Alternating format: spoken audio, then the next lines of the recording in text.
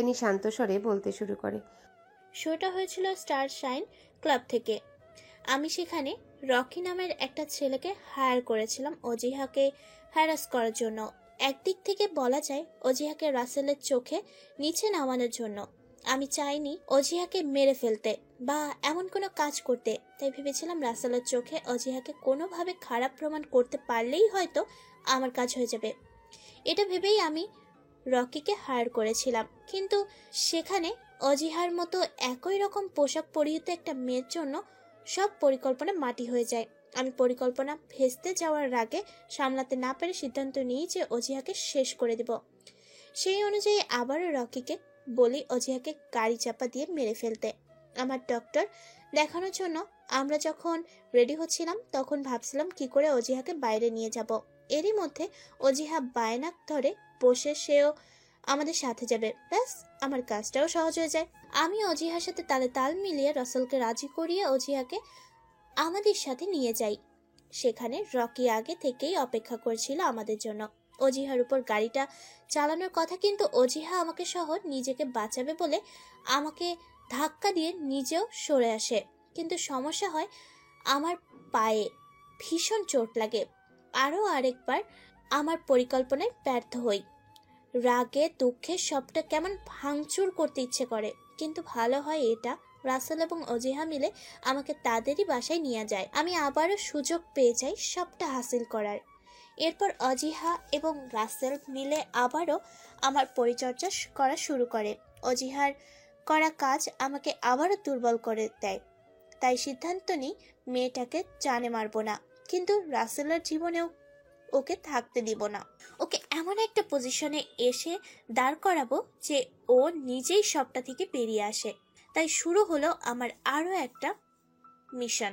আবারও প্ল্যান করা শুরু করেও ফেলি। রাসেল এবং অজিহাকে যতটা কাছাকাছি আনবো এক ছটকায় ঠিক ততটাই দূরে করতে পারবো। তাই ভেবে শুরু করি নতুন খেলা।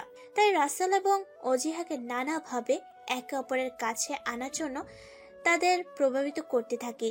প্রথমে রাসেল এবং অজিহার মধ্যে মনোমালিন্যের সৃষ্টি করি। তারপর সেই মনোমালিন্য মেটানোর ওসিলা হবার ভান করে প্রভাবিত করি। রাসেলকে ছাদে বসে থাকতে দেখে আমি আমার পরিকল্পনা বাস্তবায়িত করা শুরু করি। রাসেলকে গিয়ে নানাভাবে অজিহার কাছে যাওয়ার কথা বলি, আর রাসেল আমার কথায় প্রভাবিত হতে শুরু করে। তারপর ছাদে অজিহার উপস্থিতি আমি টের পেয়ে রাসেলকে আমি এমনভাবে কিছু কথা বলি যাতে অজিহার কাছে মনে হয় আমি রাসেলকে ভালোবাসার কথা বা এমন ধরনের কথা বলছি। রাসেল জানে আমি রাসেলকে শিখিয়ে দেওয়ার জন্য বলছি, তাই রাসেলও স্বাভাবিকভাবে আমার সাথে সঙ্গ দেয়। কিন্তু অজিহার কাছে মনে হয় আমরা একে অপরকে আগে থেকেই ভালোবাসি। এরপর আবার অজিহার ভুল ভাঙানোর বাহানায় অজিহাকেও রাসেলের কাছে যাওয়ার জন্য প্রভাবিত করি। এরপর তারা কাছাকাছি আসেও। এরপর আমি দারুণ একটা ছক কষে ফেলি। অজিহা কনসিভ করেছে এবং পরবর্তীতে তা মিথ্যা প্রমাণ করে অজিহাকে রাসেলের চোখে অপরাধী বানিয়ে রাসেলের জীবন থেকে দূরে সরিয়ে দেবার প্ল্যান করি। সেই অনুযায়ী আমি অজিহার খাবারে ফুড পয়জন মিশিয়ে দিই, যা খেয়ে অজিহার গা গোলাতে থাকে এবং ফাইনালি বমি হয়ে যায়, যা সাধারণ চোখে প্রেগন্যান্সির লক্ষণ ধরা হয়। রাসেল ডক্টর ডাকার কথা বললে আমি জেনে শুনে আমার বান্ধবী ম্যারিকে আনার কথা বলি, যাতে পরবর্তীতে আমার ম্যারিড সাহায্য নিয়ে অজিহার নকল প্রেগন্যান্সি রিপোর্ট বানাতে পারি। সেই অনুযায়ী ম্যারি এসে চেক আপ করে এবং জানায় এটা লক্ষণ প্রেগন্যান্সির, তবে টেস্ট করে কনফার্ম করতে হবে। আমিও সুযোগ পেয়ে যাই। অজিহা টেস্ট করিয়ে নিয়ে রেজাল্টের অপেক্ষা করতে থাকে। তখন আমি ঘুরে আসার বাহানা ম্যারির সাথে দেখা করে ওকে নকল রিপোর্ট বানাতে বললে ম্যারি আমাকে জানায় তার আর প্রয়োজন পড়বে না। অজিহা সত্যি সত্যিই কনসিভ করেছে এবং সে প্রেগনেন্ট। কথাটা শোনা মাত্রই আমার সমস্ত প্ল্যানই পাল্টে যায়। আমি তখন বুঝতে পারি না আমি কি করব, কিন্তু ভালোবাসাকে যে আমার পেতেই হবে, তাই আমি ঠিক করি এই বাচ্চাটাকেই যে করেই হোক আমি সরিয়ে দেব। কারণ এই বাচ্চাটা যদি চলে আসে তাহলে আমি কোনো দিনও রাসেলকে নিজের করে পাবো না। আর ইতোমধ্যে রাসেল অজিহা বেশ কাছাকাছি আসতেও শুরু করে, যা আমার মানতে খুব কষ্ট হচ্ছিল। তাই খুব কষ্ট করে অজিহার খেয়াল রাখার অভিনয় চালিয়ে যেতে থাকি। ম্যারি আমাদের জানিয়েছিল অজিহার বেশ কমপ্লিকেশনস আছে একটু এদিক ওদিক হলেই বাচ্চার ক্ষতি হওয়ার সম্ভাবনা আছে। আমিও আমার প্ল্যান বদলে ফেলি। অজিহার ছটফটানির স্বভাবটা আমার কাজটা আরো সহজ করে দিয়েছিল। আমি শুধু তা কাজে লাগানোর অপেক্ষায় ছিলাম। একদিন রাসেল আইসক্রিম আনার বাহানায় বাইরে যায়, আর আমিও আমার কাজ হাসিল করার সুযোগ পেয়ে যাই। অজিহার রুমের সামনে তেল ফেলে রেখে অজিহাকে ডাক দিই আসার জন্য। আমি জানি অজিহা ধীরে সুস্থ নয়, বরং দৌড় দিয়েই আসবে। আর হলেও তাই। অজিহা আমার ডাক শুনে দৌড়ে আসতে গিয়ে তেলে পা ফিসলে পড়ে যায়। আমি দ্রুত গিয়ে ওকে তুলে নিয়ে এসে সোফায় বসিয়ে দিই। তার কিছুক্ষণের মধ্যেই দেখি আমার পরিকল্পনা তার রূপ দেখাতে শুরু করেছে। অজিহা ব্লাড লস করতে শুরু করে। এর মধ্যে রাসেলও চলে আসে আর অজিহাকে হাসপাতালে নিয়ে যাওয়ার জন্য বের হয়ে পড়ে। আমিও খুব তাড়াতাড়ি ফেলে রাখা তেলটা পরিষ্কার করে ওদের সাথে বেরিয়ে পড়ি। তারপর হাসপাতালে গিয়ে শুনতে পাই সেই সংবাদ, যা আমার জন্য ভালোবাসা আদায়ের এক ধাপ এগিয়ে চলার মতো ছিল। অর্থাৎ অজিহা বাচ্চাটাকে হারিয়ে ফেলেছে। আমি সফল হই আমার কাজে। এরপর বাসায় আনার পর খেয়াল করি রাসেল অজিহার প্রতি কেমন অদ্ভুত ব্যবহার করছে। আর সেই সুযোগটা আমি কাজে লাগিয়ে রাসেলকে নানা কথা বলে অজিহার উপর বাচ্চা হারানোর দায়ভার তুলে দিই। আর রাসেলকে অজিহার বিরুদ্ধে দাঁড় করিয়ে আমার প্রতি রাসেলের ভালো লাগা তৈরি করতে শুরু করি। ওদিকে দিব্যি অজিহাকে সান্ত্বনা দিয়ে নিজের ভালো মানুষিটা বজায় রাখি। আর এরই ফলস্বরূপ আজ অজিহা নিজেই আমাকে রাসেলের জীবন সঙ্গী বানানোর তোড়জোড় করছে। কথাগুলো এক নাগাড়ে বলে জেনি থামে। তিয়াশা এতটা সময় সবটাই মন দিয়ে শুনছিল, আর আড়াল থেকে অজিহাও। তিয়াশা হেসে বলে, বাহ ম্যাম, আপনি তো দেখছি বেশ পাকা খেলোয়াড়। খুব যত্নে এবং চালাকির সাথে সাজিয়েছেন সবটা, যা ধরে ফেলার সাধ্য কারণ নেই। তবে মানতে হবে, এটা করার জন্য বেশ কাঠখড়ো পোড়াতে হয়েছে আপনাকে। নিজের উপর দিয়ে বেশ ভোগান্তি গিয়েছে আপনার। বলে তিয়াশা থামে। আড়াল থেকে সবটা শুনে অজিহার পায়ের তলার মাটি সরে যায়। সে এতদিন কাকে আপন ভেবে নিজের কাছে রেখেছিল। না, এটা হতে পারে না। সে এমন একটা ভুল মানুষের হাতে রাসেলকে তুলে দিতে পারে না। রাসেলকে সবটা জানাতেই হবে, তাতে যা হয় হবে। কথাগুলো ভেবে অজিহা দৌড়ে চলে যায় রাসেলের কাছে। রাসেলের কাছে গিয়ে তাকে পাশে নিয়ে গিয়ে সবটা খুলে বললে রাসেল ঠাস করে অজিহার গালে চড় মারে। চড় মারার শব্দটা এতটাই জোরে ছিল যে সবাই থমকে গিয়ে তাদের দিকে তাকায়। অজিহার গালে সাথে সাথে আঙ্গুলের ছাপ বসে যায়। সে অশ্রুসিক্ত নয়নে তাকিয়ে দেখে রাসেল রক্তবর্ণ চোখ নিয়ে তাকিয়ে আছে অজিহার দিকে। এবার রাসেল খানিকটা চেঁচিয়ে বলতে শুরু করে, এটাই ভাবছিস তো আমি কেন তোকে চড় মারলাম? তাহলে শোন, তোর মতন নষ্ট মেয়েদের এটাই প্রাপ্য। অজিহা অবাক হয়ে তাকায় রাসেলের দিকে। রাসেল কখনো একটা ধমকে দেয়নি, সে আজ উচ্চস্বরে তাকে ধমক দিচ্ছে এবং তার গায়েও হাত তুলেছে। এমনকি আজ তো সমস্ত সীমা অতিক্রম করে সরাসরি তুই বলে তাকে সম্বোধন করছে। রাসেল আবারও বলতে শুরু করে, তুই এতটা নিচে নামতে পারবি আমি ভাবতেই পারিনি। নিজের করা দোষগুলোকে অন্যের ঘাড়ে চাপিয়ে নিজে সাধু সাজতে চাইছিস। তোর ভুলের কারণে আমি বাবা ডাক শোনাতে বঞ্চিত হয়েছি। তোর জন্যই আমার সংসারের সমস্ত সুখ শান্তি হারিয়ে গেছে। আর এখন বলছিস সবটা অন্য কেউ করেছে? তোকে তো পুরো সমাজের সামনে উচিত শিক্ষা দেওয়া উচিত। এই বলে রাসেল সবার সামনে অজিহাকে চুলের মুঠি ধরে ছুঁড়ে ফেলে দেয়।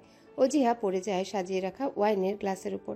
তৎক্ষণাৎ অজিহা পুরো ওয়াইনে ভিজে চুপচুপে হয়ে যায়, আর ভেঙে যাওয়া কাচের টুকরো থেকে অজিহার শরীরের নানা জায়গায় কেটে অনর্গল রক্ত পড়তে থাকে। কিন্তু কেউই অজিহার ক্ষতের দিকে নজর দেয় না, বরং অজিহার দিকে আঙ্গুল রেখে সবাই যেন হেসে লুটোপুটি খেতে থাকে।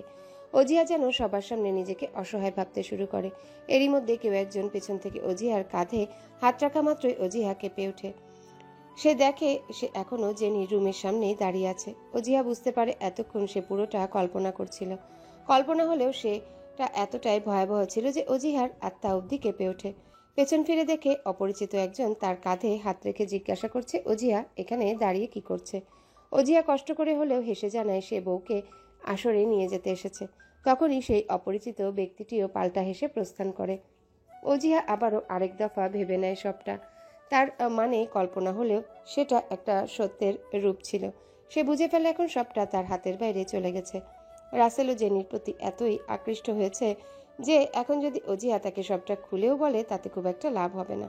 সে একটু আগে যেটা কল্পনা করেছিল সেটাই হবে। তাই অজিহা জেনির ঘৃণ্য সত্যটা নিজের বুকে কবর দিয়ে হাসি মুখে রুমে প্রবেশ করে। অজিহা দেখা মাত্রই তিয়াশা জেনি হেসে অন্য টপিকসে কথা বলতে শুরু করে। তারপর অজিহার সাথেও হেসে কথা বলে। অজিহা জেনিকে বিয়ের সময় হয়েছে বলে নিয়ে যায়। যাওয়ার সময় অজিহা জেনির দিকে তাকিয়ে গভীরভাবে বলে, কি অনন্য অভিনয় করে গেছে মেয়েটা দিনের পর দিন। তার এত কাছে থেকেও যে মেয়েটা তার ক্ষতি করে গেছে অবিরাম তা বুঝে উঠতেই সবটা বেরিয়ে গেছে সীমানার বাইরে। এত কিছু করার পর ওই মেয়েটা এমনভাবে স্বাভাবিক যেন কিছুই হয়নি, কোনো রকমের কোনো পাপ কাজ করেনি সে। অজিহাও কিছু হয়নি, সে কিছুই জানে না, এমনটার অভিনয় চালিয়ে যেতে থাকে। রাসেলদের বিয়ে পড়ানো হচ্ছে, সবাই অনেক খুশি, কারণ কেউই তো আর এর পিছনের ঘৃণ্য সত্যটা জানে না। অজিয়ার কাছে মনে হতে থাকে বিশাল বড় অনুষ্ঠান, সবাই শুধু সেই ব্যতিক্রম একজন ব্যক্তি যে কিনা মুখে হাসি রেখে ভিতর থেকে জ্বলে পুড়ে যাচ্ছে। রাসেলদের বিয়ে পড়ানো শুরু হলে অজিয়া পাশে দাঁড়িয়ে তার ফোনের লকটা খুলে গ্যালারিতে প্রবেশ করে। তার এবং রাসেলের এবং তাদের সাথে রাসেলের তোলা সমস্ত ছবি মার্ক করতে থাকে এক এক করে। রাসেল 3 বার কবুল বলার পর যখন জেনিকে কবুল বলতে বলা হয় তখন অজিহার ভিতরে ধুকপুকানিটা শতগুণে বেরিয়ে যায়।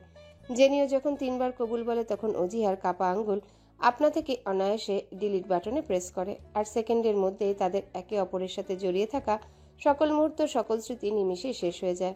অজিহা তুচ্ছ এসে মনকে শান্ত করে মনে মনেই বলে, কি হবে এসব রেখে? যে মানুষটাই আর আমার রইল না, তার স্মৃতি দিয়ে আমি কি করব এখন যে সে আমার জন্য সম্পূর্ণ নিষিদ্ধ একজন পুরুষ। মনকে সান্ত্বনা দিয়ে অজিহা নিজেকে স্বাভাবিক করার চেষ্টা করে। অজিহারা জেনিকে নিয়ে তাদের বাসায় চলে এসেছে। অজিহা খুব যত্ন নিয়ে তাদের সযত্নে বরণ করে ঘরে আনে এবং সব দায়িত্ব পালন করে। এরপর অজিহা নিজের হাতে বাসর ঘর সাজিয়েছিল, যা রাসেলও জানে না। অজিহা বাসরটা যখন সাজিয়েছিল তখন ওর ভেতরটা দুমড়ে মুচড়ে যাচ্ছিল, কান্নারা যেন বাইরে আসতে চাইছিল খুব করে। যে ঘরে বধূ সাজে তার বসে থাকার কথা, সেখানে আজ বসবে অন্য কেউ। কিছুদিন আগে পর্যন্ত যা তার ছিল, আজ প্রত্যেকটা জিনিস অন্য কারো, তাও খুব ব্যক্তিগতভাবে। অজিহা আর কিছু না ভেবে জেনিকে বাসরে বসিয়ে দিয়ে আসে। অজিহা যখন বাইরে চলে আসছিল তখন জেনি পিছন থেকে অজিহাকে ডেকে বলে, অজিহা, সত্যিই কি তোমার একটু কষ্ট হচ্ছে না এত কিছু করতে? অজিহা শুধু পিছনে ফিরে মুখে হাসি এঁটে বলে, না ম্যাম, কষ্ট পাওয়া ছেড়ে দিয়েছি, তাছাড়া ভুলটা আমারই ছিল। কথাগুলো বলে অজিহার এক মুহূর্ত না দাঁড়িয়ে রুম থেকে বেরিয়ে আসে। রাসেলকে হাসি মুখে রুমের ভিতর যেতে বলে অজিহা পাশের রুমে এসে দরজা আটকে দেয়। রাসেল একটু দাঁড়িয়ে অবাক হয় এটা ভেবে অজিহা এত কিছু কি করে করেছে, তাও নিজের হাতে। এরপর রাসেল আর কিছু না ভেবে ভিতরে প্রবেশ করে। আর অন্যদিকে অজিহা জানালার পাশে বসে আকাশে জ্বলজ্বল করতে থাকা চাঁদটার দিকে তাকিয়ে নিজের গলার কাছে আটকে থাকা কান্নাদের আটকানোর বৃথা চেষ্টা করতে থাকে। কিন্তু আজ যেন কান্নারা অজিহার বসেনি, তারা যেন স্বাধীনভাবে নিজের ক্ষমতাকে কাজে লাগিয়ে বেরিয়ে আসতে চাইছে জোরালোভাবে। শেষমেশ অজিহা হার মেনে নেয় আর কান্নারা শব্দবিহীনভাবে বেরিয়ে আসতে থাকে। অজিহা গড়িয়ে পড়া অশ্রুর সাথে নিজের পুরনো স্মৃতি চারণ করতে করতে রাত কাটিয়ে দেয়। অজিহা সারা রাত জেগে থাকায় ফজরের আজান কানে যেতেই সে উঠে পড়ে। তারপর ওয়াশরুম থেকে ফ্রেশ হয়ে নামাজ আদায় করে। তার সাথে যা হয়েছে তার পিছনে নিশ্চয়ই আল্লাহ কোনো উত্তম পরিকল্পনা রয়েছে, এটা ভেবে সে সমস্ত ভালো খারাপের জন্য আল্লাহর দরবারে শুকরিয়া আদায় করে। তারপর তার সমস্ত জামাকাপড় গুছিয়ে ব্যাগে রাখে। এরপর সোজা চলে যায় কিচেনে, সেখানে গিয়ে নাস্তা বানাতে থাকে। প্রায় ঘন্টা দুয়েক পর জেনি রুম থেকে বের হয়। বেশ পরিপাটিভাবে শাড়ি পরা, চুল থেকে টপ টপ করে পানির ফোঁটা পড়ছে। অজিহা আর চোখে দেখা মাত্রই আরেক দফায় তার ভেতরটা কেঁপে ওঠে। ভেতরের অবস্থা বাইরে আসতে না দিয়ে অজিহা হাসি মুখে এঁটে বলে, কি ব্যাপার ম্যাম, ঘুম তো সেই লেভেলের হয়েছে তাই না? তা কেমন গেল সবটা? অজিহার কথায় জেনি মাত্রাতিরিক্ত লজ্জা পেতে থাকে। এতে অজিহা তার উত্তর পেয়ে যায়। অজিহা নিজেকে আর আঘাত করবে না বলে বিষয়টা পাল্টে বলে, ম্যাম, নাস্তা রেডি, এবার দ্রুত মিস্টার খানকে ডেকে তুলুন। জেনি অবাক হয়ে বলে, এ কি অজিহা, এত সকাল সকাল তুমি এসব করতে গেলে কেন? এখন কি আর সকাল আছে বলো? 8টা বাজে। তাছাড়া অন্য একটা কারণও আছে। খান সাহেবকে ডেকে তুলুন, তিনি এলেই বুঝতে পারবেন সবটা। বলেই অজিহা সবটা গোছাতে থাকে। জেনিও আর কিছু না বলে রাসেলকে ডেকে তুলে। তারপর রাসেলও ফ্রেশ হয়ে একসাথে সবাই টেবিলে বসলে জেনি এবার প্রশ্ন করে, আচ্ছা অজিহা, এবার তো বলো সকাল সকাল খাবার বানানোর কারণ কি? অজিহা মাথা তুলে বলে, আজ আমি বাংলাদেশে ফিরে যাচ্ছি এবং সকাল 10:30টায় আমার ফ্লাইট, তাই যাতে লেট না হয়ে যায় এজন্য এসব করা। কথাটা শুনে রাসেল জেনি দুজনে অবাক হয়ে যায়। জেনি বলে, চলে যাবে মানে? বললেই হলো, আর কিছুদিন থাকো না। না ম্যাম, আমার ফ্লাইট মিস করা যাবে না, আমাকে যেতেই হবে, আর থাকা সম্ভব নয়। তাছাড়া খান সাহেবেও জানে বিষয়টা। জেনি অবাক হয়ে রাসেলের দিকে তাকিয়ে বলে, কি ব্যাপার, তুমি জানতেই সব? তাহলে আমাকে কেন জানাওনি? জেনির মুখে তুমি সম্বোধন শুনে অজিহা আবার আঘাত পায়। ভাবতে থাকে দুটো অজানা মানুষ এক রাতের ব্যবধানে কেমন আপনি থেকে তুমিতে চলে গেছে। কই অজিহা তো এই 1 বছরে একবারও রাসেলকে তুমি বলে ডাকতে পারেনি। অথচ তারা পরিচিত দুটো ব্যক্তি আজ ভীষণ অপরিচিত এবং তার আপনিতেই থেকে গেল। এবার রাসেল মুখ খুলে হ্যাঁ যাওয়ার কথা ছিল, কিন্তু সেটা যে এত তাড়াতাড়ি তা জানতাম না। আর ফ্লাইটের ব্যবস্থা আমার করার কথা ছিল, তুমি কেন করলে? তার থেকে বড় কথা, তুমি তো কখনো বাইরে বের হওনি, তাহলে এয়ারপোর্টে যাওয়া, ফ্লাইট করা, এগুলো করলে কি করে? অজিহা তখন তাচ্ছিল্যের হাসি হেসে বলে, আগে গিয়ে তো একাই চলতে হবে, তাই ভাবলাম প্র্যাকটিসটা না হয়ে এখন থেকে শুরু করি, তাই আর কি। তবে আশা করি আপনি কথা রাখবেন। জেনি একটু অবাক হয়ে বলে, কিসের কথা? আসলে ম্যাম, স্যারের সাথে আমার ডিল হয়েছিল। আমি আপনার সাথে স্যারের বিয়ে দিব, বিনিময়ে স্যার আমার দুটো শর্ত মানবে। এক, বিয়ের সমস্ত দায়িত্ব আমি পালন করব, যা ইতোমধ্যে হয়েও গেছে। আর 2, আমি যাওয়ার সময় স্যার নিজে গিয়ে আমাকে ফ্লাইটে তুলে দেবেন, এই আর কি। ও, অজিহা রাসেলের দিকে তাকিয়ে বলে, যাবেন তো স্যার? হ্যাঁ যাব, তবে আর কিছুদিন। অজিহা রাসেলকে কথা সম্পূর্ণ করতে না দিয়ে বলে ওঠে, তাড়াতাড়ি করুন স্যার, কথা বলতে বলতে 9টা বেজে গেছে। এবার যদি না বের হই তাহলে আমি ফ্লাইট মিস করব, প্লিজ একটু তাড়াতাড়ি করুন। বলেই অজিহা নিজের রুমে চলে যায়। আর রাসেলও কথা না বাড়িয়ে রুমে গিয়ে রেডি হয়ে অজিহাকে নিয়ে বেরিয়ে পড়ে। অজিহারা চলে যাবার পর জেনির ফোনে কল আসে। জেনি ফোন তুলে দেখে তিয়াশা ফোন করেছে। জেনি ফোন তুলতেই তিয়াশা বলে, কি ব্যাপার ম্যাম? বলবো না কেমন আছেন, কারণ আমি জানি আপনি আজ অনেকের থেকেও অনেক ভালো আছেন। তা নতুন বরটা কোথায়? ও অজিয়াকে নিয়ে বেরিয়েছে। হোয়াট ম্যাম, এটা কি বলছেন? বিয়ের পরের দিন বর তার নতুন বউকে না নিয়ে তার এক্স বউকে নিয়ে বেরিয়েছে, এটা কি ঠিক হলো ম্যাম? আর এত টেনশনে কিছু নেই, রাসেল এখন আমার, সম্পূর্ণ আমার। আর এতদিন যেহেতু সহ্য করেছি, আজকের দিনটা না হয় সহ্য করে নিলাম। আর তাছাড়া সব থেকে বড় কথা, রাসেল অজিয়াকে ফ্লাইটে তুলে দিয়ে আসতে গেছে। অজিয়া চলে যাচ্ছে বাংলাদেশে। Wow ma'am, that's a good news. কিন্তু রাস্তায় যদি আজিহার প্রতি রাসেলের মন বদলে যায়? তার কোনো চান্স নেই। অজিয়া কিছুই জানে না যে সে রাসেলকে বলবে আর রাসেল তা মানবে। তাই নো টেনশন, জাস্ট চিল। এরপরে আরো কিছু কথাবার্তা বলে জেনি ফোন কেটে দেয়। অজিহা যাবার সময় জেনিকে একটা বাক্স দিয়ে বলেছিল, এটা আপনার জন্য, সময় করে খুলে দেখবেন। তাই জেনি বক্সটা খুলে দেখে তার ভিতর খুব সুন্দর একটা আকাশি নীল রঙের শাড়ি, পাশে সাদা একটা চিরকুটের মতো। জেনি চিরকুটটা হাতে নিয়ে দেখে তাতে লেখা, আপনি চাইলে অন্য কোনোভাবে আমাকে রাসেলের জীবন থেকে সরাতে পারতেন, বা আমাকে বলেও আমি নিজে থেকে আমার সন্তানটাকে সরিয়ে নিয়ে যেতাম। কিন্তু আমার নিষ্পাপ সন্তানটার কি দোষ ছিল? তাকে কেন কেড়ে নিলেন? চিন্তা করবেন না। আমি রাসেলকে কিছুই বলবো না। আমি আপনার মতো কারো সাজানো সংসার ভাঙতে অভ্যস্ত নই। তবে মনে রাখবেন, আল্লাহ আপনার পাপের সাজা আপনাকে একদিন অবশ্যই দেবে। ব্যাস এতটুকুই লেখা ছিল। লেখাটা পড়ে জেনি বেশ হকচকিয়ে যায়। তার মানে অজিহা সবটা জানতো আগে থেকে। তাহলে সবটা জানার পরও কেন সে রাসেলকে জানালো না বা বিয়ে ভাঙার চেষ্টা করলো না?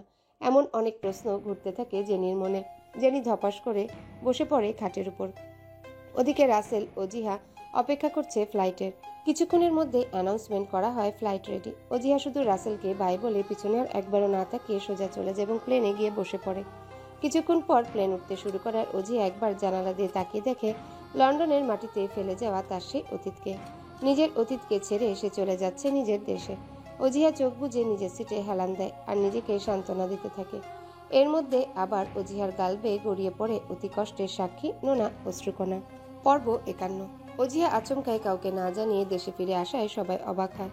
প্রথমে সবাই খুশি হলেও অজিহার মলিন মুখটা দেখে সবার মনে অজানা ভয় মাথাচাড়া দিয়ে ওঠে। অজিহার মা মেয়ের কাছে এসে জিজ্ঞাসা করে, কেমন আছিস মা?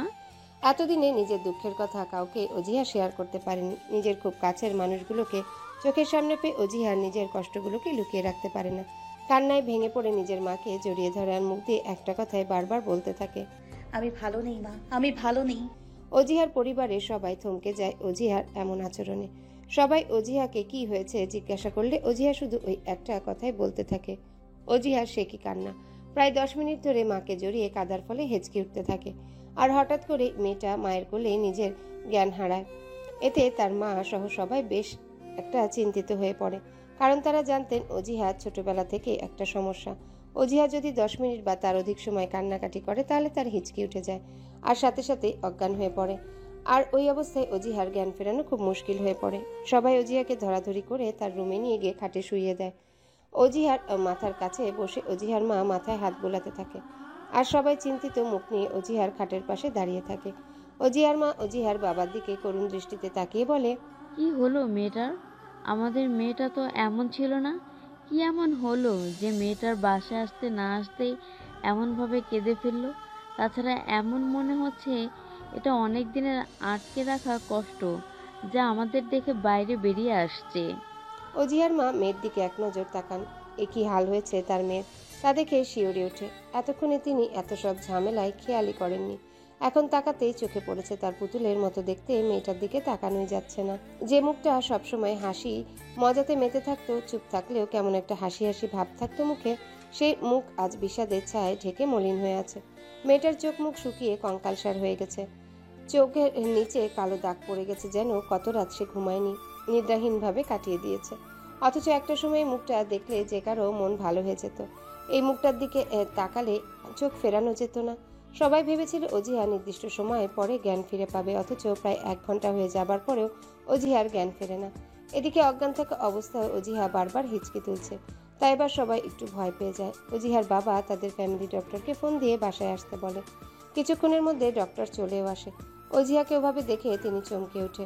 ডক্টর তাদের ফ্যামিলি ডক্টর হয়, অনেকবার এসেছে বাড়িতে, আর সেই সূত্রে অজিহার সাথেও তার পরিচয় আছে। তিনি অজিহাকে চেক আপ করে বলে, এই কি অবস্থা হয়েছে অজিয়া মামনির? হ্যাঁ, এ তো গুরুতর অবস্থা। অজিয়া মামনির ভিতরে এমন কিছু চলছে যা তাকে ভিতর থেকে শেষ করে দিচ্ছে। এমন কিছু হয়েছে যার ফলে সে ভেঙে পড়েছে মানসিকভাবে, আর এটা খুবই গভীর ক্ষত। অজিয়া মামনি খুব আহত হয়েছে ভিতর থেকে। কোনো কারণে সে প্রচুর কষ্ট পেয়েছে, যার ফলে সে মানসিকভাবে বিপর্যস্ত হয়ে পড়েছে। আমি ইঞ্জেকশন দিয়ে দিচ্ছি, জ্ঞান ফিরবে কিছুক্ষণ পরই। তবে খেয়াল রাখবেন, তাকে সবসময় হাসি খুশি রাখার চেষ্টা করবেন। আর সব থেকে বড় কথা কি হয়েছে আগে সেটা জানার চেষ্টা করবেন। মামনিকে দেখে শুনে সুস্থ পরিবেশে রাখার, সবসময় দেখে শুনে এবং হাসি খুশি রাখার চেষ্টা করবেন। কারণ সে মানসিকভাবে যেভাবে ভেঙে পড়েছে তাতে সে যে কোনো সময় ডিপ্রেশনে চলে যেতে পারে। আর ডিপ্রেশন জিনিসটা তো আপনারা ভালো করেই জানেন, এটা ব্যক্তিকে আত্মহত্যার পথ বেছে নিতে বাধ্য করতে পারে। তবে বি কেয়ারফুল। আমি আবারও আসবো কাল। আপাতত আপনারা জানার চেষ্টা করুন আসল বিষয়টা কি। কথাগুলো বলে ডক্টর চলে যান। উপস্থিত সকলে আরো বেশি চিন্তিত হয়ে পড়ে। অজিহার মা তো প্রায় কেঁদেই দেয় মেয়ের এমন দশার কথা শুনে। সবাই আপাতত অপেক্ষা করতে থাকে অজিহার জ্ঞান ফেরার জন্য। ডক্টরের কথা মতো আধা ঘন্টা পরে অজিহার জ্ঞান ফিরে আসে।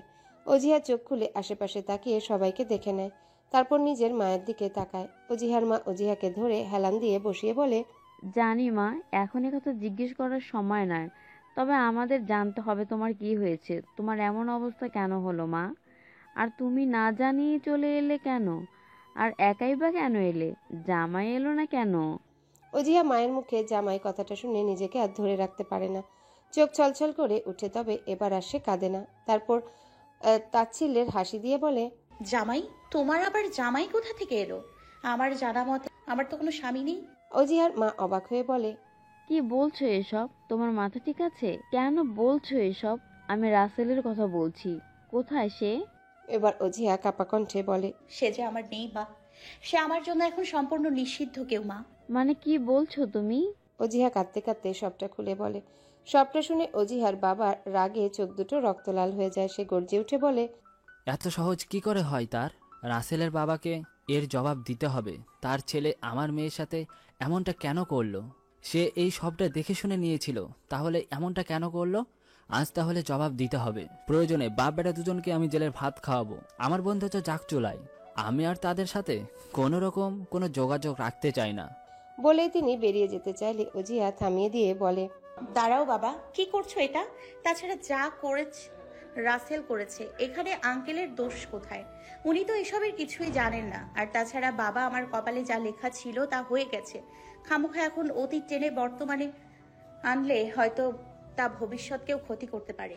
তুমি তাদের কাজ গড়ায় দাঁড় করালে লোক নানান কথা শোনাবে, তাও তাদের নয় বরং আমাদের।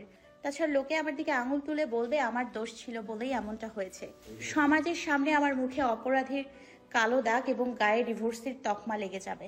আচ্ছা বাবা, তুমি কি চাও তোমার মেয়ের সাথে এমনটা হোক? না না মা, কি বলছিস এসব?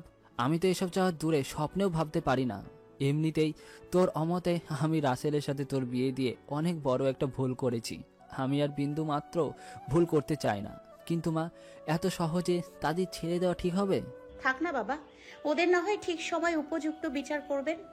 তুই আমাকে ক্ষমা করে দে মা, আজ আমার জিদ এবং ভুলের জন্য তোর এই অবস্থা। কাঁদতে কাঁদতে অজিহার হাত ধরে বলে। অজিহা আবারও মলিন হেসে বলে, খবরদার বাবা, এসব বলে আমাকে ছোট করো না। আর বললাম না, আমার কপালে যা ছিল তাই হয়েছে, এবার যা লেখা আছে আগে গিয়ে তাই হবে। চিন্তা করো না তোমরা। তোমাদের মেয়ে এতটাও দুর্বল নয় যে যে নিজের ক্ষতি করে ফেলবে। যে মেয়ে নিজের স্বামীর বিয়ে নিজে দাঁড়িয়ে থেকে অন্য কারোর সাথে দেয়, সে কতটা শক্ত বুঝতে পারছো? তাছাড়া আমাকে যে বাঁচতেই হবে। আল্লাহ তাদের কি পরিণতি করে তা দেখার জন্য হলেও আমাকে বাঁচতে হবে। তাছাড়া নিজেকে এবার পুরো পাল্টে ফেলতে হবে। এমনভাবে পাল্টাতে হবে যেন যদি কোনো দিন কোনো রাস্তার মোড়ে দেখা হয়ে যায়, সে যেন আফসোস করে এটা ভেবে যে সে কি হারিয়েছে। সবটাই করব আমি, তবে আমাকে একটু সময় দিতে হবে। সবাই অবাক হয়ে তাকিয়ে আছে অজিহার দিকে। যে মেয়ে সামান্য একটু ব্যথা পেলে সারা বাড়ি মাথায় করে নিয়ে কাঁদতো, সে আজ এতটা কষ্ট পাওয়ার পরে অন্যদের বলছে চিন্তা না করতে। মেয়েটা কি থেকে কি হয়ে গেছে। তবে একদিকে ভালোই হয়েছে, মেয়েটা যদি শক্ত না হয় নিজেকে সামলাবে কি করে। অজিয়া একটু ঘুমাতে চাইলে সবাই অজিয়াকে রুমে রেখে চলে যায়। আর অজিয়া এত দিনের বিনিদ্র চোখ দুটোকে একটু আরাম দেওয়ার লক্ষ্যে চোখ বন্ধ করে শুয়ে পড়ে। পর্ব 52। অজিয়া বাড়ির ছাদে কেমন একটা শুকনো মুখ করে দাঁড়িয়ে আছে। বিকেলের কোলে ঢলে পড়া সূর্যটার দিকে তাকিয়ে দাঁড়িয়ে আছে আর মনে করছে পিছনে ফেলে আসা প্রায় 6টা মাসকে। সেদিন বাড়ি ফিরে আসার পর অজিয়া অসুস্থ হওয়ার পরে ঠিক করে সে পাল্টে যাবে, খুব শক্ত হবে আর নিজেকে অন্য রূপে রূপান্তর করবে। কিন্তু চাইলে কি আর সবটা করা যায়? এই 6টা মাস পেরিয়ে গেছে সে বাড়িতে এসেছে। মুখে মুখে শক্ত হবার কথা বললেও সে যে ভিতর থেকে কতটা ভেঙে গুড়িয়ে গেছে তা বাসার সকলেই বুঝতে পারছে। অজিয়ায় 6 মাসে তেমন একটা ঘর থেকে বের হতো না। সারাক্ষণ ঘরেই থাকতো, কান্নাকাটি করতো। কেউ কিছু জিজ্ঞাসা করলে বেমালুম তা মিথ্যে হাসির আড়ালে লুকিয়ে নিত।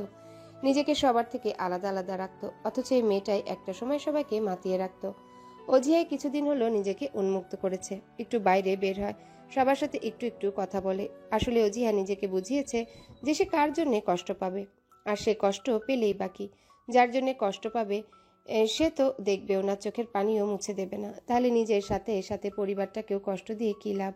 তাছাড়া নিজেকে প্রতিষ্ঠিত একজন করে তুলতে হলে তাকে সমস্ত বাধা বিপত্তি এবং প্রতিবন্ধকতাকে মোকাবেলা করে এগিয়ে যেতে হবে। সবটা এতটাও সহজ হবে না ঠিকই, কিন্তু তাকে চেষ্টা করে যেতে হবে। এসব ভেবে এখন অজিহা নিজেকে অনেকটাই সামলে নিয়েছে। এখন একটু একটু হাসেও, তবুও সময় পেলে একাকিত্বের সাথে গল্প করে। তবে বদলে গেছে অনেকটাই। বিকেলে মাঠে বন্ধুদের সাথে খেলা করছে কাব্য। ব্যাটিং করছিল খুব ভালোভাবে। যেই না একজন আবারও বল করেছে, অমনি গায়ের সমস্ত জোর দিয়ে কাব্য ব্যাট দিয়ে বলে আঘাত করে, আর সাথে সাথে বলটা সোজা গিয়ে সামনাসামনি বরাবর একটা বাড়ির ছাদে গিয়ে পড়ে। সবাই তো মাথায় হাত দিয়ে বসে পড়ে। সবাই কাব্যকে বলে ও বল মেরেছে, তাই বলটা ওকেই আনতে হবে। কাব্য উপায় না পেয়ে সোজা বাড়িতে গিয়ে কলিং বেল বাজায়। বাড়িটির গায়ে লেখা ছিল আয়াত ভিলা। কাব্যদের বাড়িটা এই বাড়ির পাশেই অবস্থিত, তাই সেই সূত্রে কাব্য অনেকবার এই বাড়িতে যাতায়াত করেছে। কাব্যরা এখানে এসেছে প্রায় 4 মাস হয়েছে। ছেলেটা এতই বন্ধুসুলভ যে এসেই এখানকার প্রায় সবার সাথেই বেশ ভালো পরিচয় হয়ে উঠেছে। কাব্যর বাবা আহাদ শরীফ একজন সরকারি চাকরিজীবী ছিলেন, তবে এখন তিনি অবসর নিয়ে তার সঞ্চয়ের কিছু টাকা দিয়ে আয়াত ভিলার সাথে লাগোয়া একটা জমি কিনে সেখানে বাড়ি করেন। তার নাম দেন কাব্যকুটির। বাড়ি দুটো দূর থেকে দেখলে মনে হয় গলায় হাত দিয়ে বেশ আনন্দের সহিত দাঁড়িয়ে আছে। বাড়ি দুটো এতটাই কাছাকাছি যে দুবাড়ির ছাদে দাঁড়িয়ে অনায়াসে গল্প করা যাবে। কাব্য বেল বাজাতে একজন মহিলা দরজা খুলে দিয়ে কাব্যকে দেখেই হেসে জিজ্ঞাসা করে, কাব্য বাবা, তুমি? কি হয়েছে, কোনো দরকার? কাব্য সুন্দর করে হেসে বলে, আসসালামু আলাইকুম আন্টি। আসলে আমরা ক্রিকেট খেলছিলাম তো, আমি ব্যাটিং করছিলাম, তখনই বলটা এসে আপনাদের ছাদে পড়েছে। কিছু মনে না করলে বলটা নিয়ে আসতে পারি? কাব্য অত্যন্ত ভালো এবং মার্জিত একটা ছেলে। বিনয়ের মূর্ত প্রতীক যেন সে। বড়দের সম্মান এবং ছোটদের সাথে ভালোবেসে কথা বলতে দ্বিধাবোধ করে না সে। 6 ফুট উচ্চতা, টানা একটা চোখ, নাক দুটো যেন মন কাড়ার মতো। গায়ের রং ফর্সা, ছোটে সবসময় হাসি লেগেই থাকে। দেখতেও যেমন সুন্দর, ব্যবহার যেন তার থেকেও অতি সুন্দর। এক কথায় বলতে গেলে কাব্যের তুলনা কোনো শব্দ বা বাক্যের দ্বারা বোঝানো খুবই মুশকিল। কাব্যের এত সব গুণের জন্য প্রত্যেকে কাব্যকে মাত্রাতিরিক্ত ভালোবাসে। মহিলাটি আবারও হেসে বলে, অবশ্যই, যাও গিয়ে নিয়ে এসো। কাব্য আবারও হাসি মুখে ভেতরে প্রবেশ করে সোজা ছাদে চলে যায়। কারণ এই 4 মাসে কাব্যের যাতায়াত এই বাড়িতে এত বেশি হয়েছে যে এখন কাব্য এই বাড়ির প্রতিটা আঙিনা চেনে। কাব্য সোজা ছাদে গিয়ে বলটা খুঁজে নিয়ে ফিরে আসতে যাবে, ঠিক তখনই চোখ আটকে যায় ছাদের অপর প্রান্তে বসে থাকা এক অল্প বয়স্ক মেয়ের দিকে। মেয়েটা আকাশের দিকে তাকিয়ে আছে। খোলা চুল, গায়ের রং দুধে আলতার মতো। তার পরনে আকাশি রঙের সালোয়ার কামিজ যেন তার সৌন্দর্য আরও 100 গুণ বাড়িয়ে দিয়েছে। কাব্য একটু নরম করে ডাক দেয়, এক্সকিউজ মি। মেয়েটা ঘাড় ঘুরিয়ে তাকাতেই কাব্য অবাক হয়ে যায়। মেয়েটার ফর্সা মুখে চোখের নিচে কালি পড়ে গেছে, মুখটা কেন যেন শুকনো হয়ে আছে, কিন্তু তাতেও যেন এক বিন্দুও তার সৌন্দর্য কমেনি। কাব্য অবাক হয়ে তাকিয়ে থাকে তার দিকে। মেয়েটা আলতো স্বরে বলে, জি বলুন। কাব্য আরও অবাক হয় মেয়েটির কণ্ঠ শুনে। কি স্নিগ্ধ আর সুমধুর তার কণ্ঠ।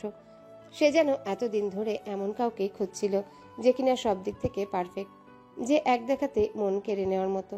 মেয়েটা গলা খাকারি দিতেই কাব্য চমকে উঠে বলে, হাই, আই এম ওহাজ আহানাফ কাব্য। সবাই আমাকে কাব্য বলে ডাকে। আর আপনি?